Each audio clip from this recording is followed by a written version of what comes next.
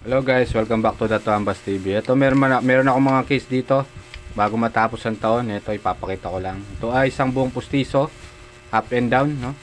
Halos buo na rin yung sa baba. Ito ay Luciton Denture. Ang base ng Luciton ay gawa sa US. Brand ng US ang Luciton. Ito ay Luciton Denture na ito hindi naman to flexible. Nilagyan ko lang siya ng kabit para support sa pustiso. Ito naman, kung papansinin mo kung bakit may ganun to, parang may hole. Ito ay vacuum. Ang tawag dito vacuum. Ito ay nagsasak doon sa palate mo. Kasi itong pasyente medyo mababa na rin yung gilagid no. Ibig sabihin ito, pag lumapat, halimbawa kung ito yung gums, itong daliri ko, pag lumapat, wala nang kapit yung pustiso. Ayan, dito rin flat na rin yan. Ibig sabihin ito ay mababa na yung gums sa likod, sa harap na lang kumakapit. Nilagyan ko ng butas yan sa gilid. Yan, meron siya, makikita mo na to. Dyan yung palatandaan mo na dyan mo ilalagay yung polydent para dumikit, no? Hindi siya, kung sosobra man, huwag nyo lalagyan ng napakarami, konti lang, tama lang. Kung gaano kalaki lang tong butas na nilagay ko, ganun, siguro doble mo lang ng konti. Ito ay Luciton Denture. Ito naman retainer yan, pustiso with retainer yan.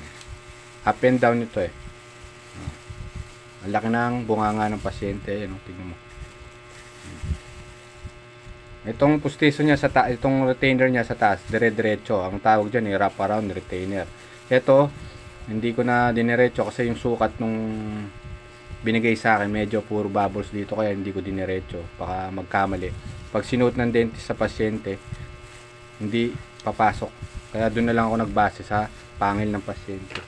Ito naman, mga ordinary na pustiso. Ayan. Ito, dalawang ipin lang. Ayan. Dalawang ipin lang siya. Ordinary denture. Ang ipin ng Element tsaka New Ace, maganda na plastic. Subok na to, matibay. Ito, ordinary din. Wala ding kawit yan, hindi ko nilagyan. Kasi maganda. Naiipit yung pustiso sa mga ngipin, sa pagitan ng ngipin, sa gilid. Ito naman, sa meron. Kailangan lagyan.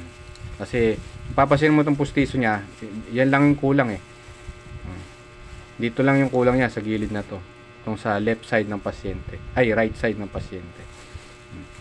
Umabot dito kasi nga kailangan ng support. Kasi pag dito lang yan nakalagay lang dyan, ganyan lang yung pustiso, hindi pwede. Malunun mo. Ito, umabot sa kabila para umapit sa mas maganda ang kapit sa kabilang kapag suot mo. Yan. Yun lang guys. Pag may mga tanong kayo about sa pustiso, para makasave, makatulong ako, message nyo lang, Dato Ambas TV.